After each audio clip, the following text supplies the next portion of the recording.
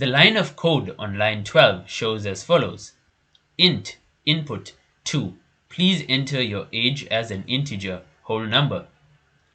Looking above, we can see that we have used the input function and passed in a prompt that requests for the user age in the form of a whole number, integer.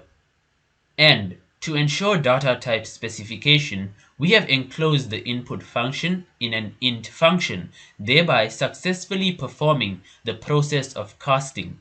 Essentially what happens is that the user enters input in a default string value, and then the int function tries to convert that input into an integer data type. You may be wondering when or how the specification works. Do experience it.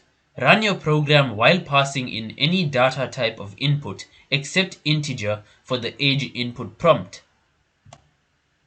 Looking at the image on the right, this is the output I receive when trying to input the user age in the form of a string with the int function surrounding the input. The int function has successfully ensured that the input to be accepted is only of an integer data type due to the specification being provided.